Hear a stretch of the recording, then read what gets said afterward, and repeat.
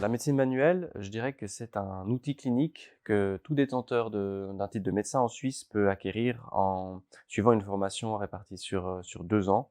Je dirais que c'est une discipline qui se retrouve à l'interface de plusieurs autres approches comme la physiothérapie, l'ostéopathie, la chiropraxie. Comme ces dernières, on va s'intéresser à diverses structures telles que les muscles, les articulations, ou les nerfs.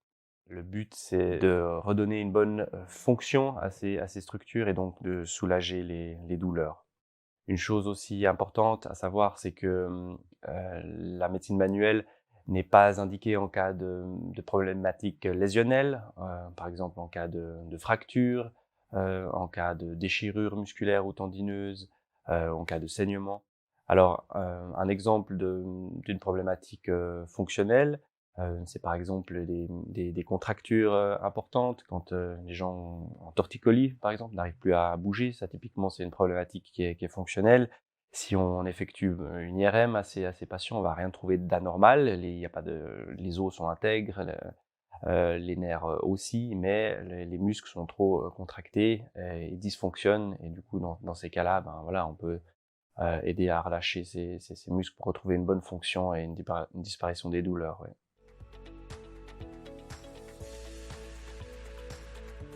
En médecine manuelle, donc comme son nom l'indique, mon manuel, notre outil de travail, c'est nos mains et on va les utiliser pour soulager la douleur. On va pas prescrire de médicaments, on va pas injecter non plus de substances. Concrètement, quand le patient vient nous voir, on va d'abord l'examiner, on va palper différentes structures, on va regarder la fonction de certains muscles, on va regarder la mobilité des articulations. Et puis, si pour nous, on a l'impression que cela dysfonctionne et on pose une indication à un traitement de médecine manuelle, on va proposer un traitement. On va pouvoir effectuer des pressions sur les muscles, des étirements également. On peut effectuer aussi des manipulations avec ou sans impulsion sur les articulations. On se rapproche à ce moment-là un peu de l'ostéopathie. On peut faire craquer.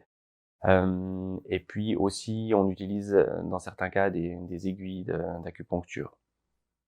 On va également, instruire le patient afin qu'il puisse effectuer lui-même des mesures de soins. Donc on va lui montrer des exercices, à faire parce que parfois les problématiques qu'il présente, c'est des choses qui sont chroniques et qui mettent du temps à évoluer vers le mieux et c'est des exercices à effectuer, quotidiennement.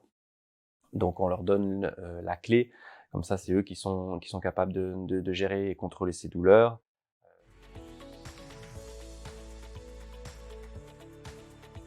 On a la chance à Unisanté d'avoir une consultation dédiée à cette approche.